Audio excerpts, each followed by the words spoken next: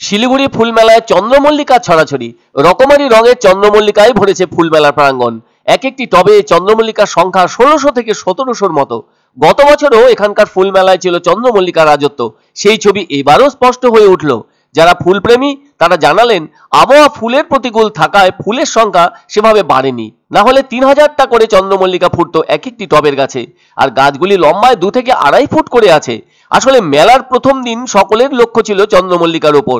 এই ফুল মেলার উদ্যোক্তা প্রশান্ত সেন জানান, মেলায় অনেক রকম ফুলের সমাহার সবাইকে অবাক করেছে, কেননা অনেক গাছে আবার ফুলের সংখ্যা তাক লাগিয়ে দেবার মতো।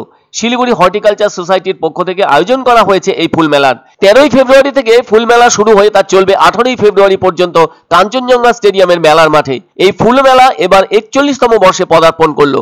এখানে একাধিক ফুলের দেখা মিললেও সমস্ত ধরনের ফুলকে পিছনে ফেলে আধিপত্য বিস্তার করেছে চন্দ্রমল্লিকা। নানা রকমের নানা রঙের আকর্ষণীয় চন্দ্রমল্লিকা লক্ষ্য করা যাচ্ছে এখানে।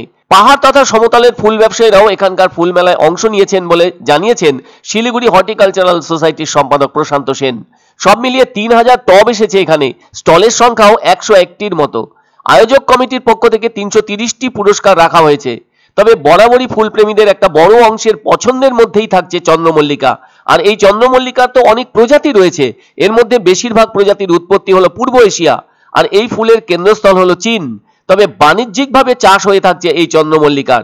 তাছাড়া আজকাল তো অনেকে বাড়ির ছাদেও চন্দ্রমল্লিকার চাষ করে থাকছেন। যারা এই গাছের চর্চা করে থাকেন তারা অক্টোবর মাসে এই গাছে চন্দ্রমল্লিকার কুঁড়ি দেখতে পান।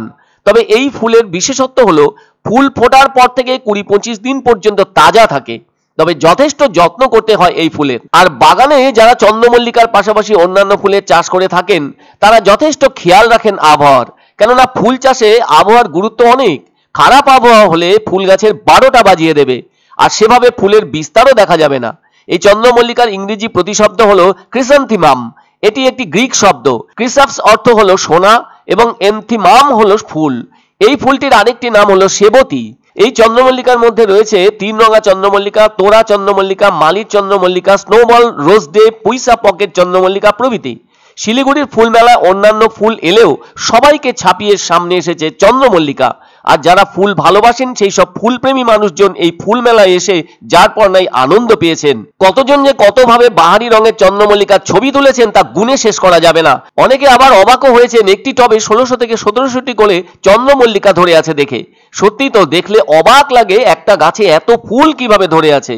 যারা এগুলোর যত্ন করে ফুল সম্ভার ভরিয়েছেন তাদের প্রশংসা না করে পারছেন না দর্শকরা।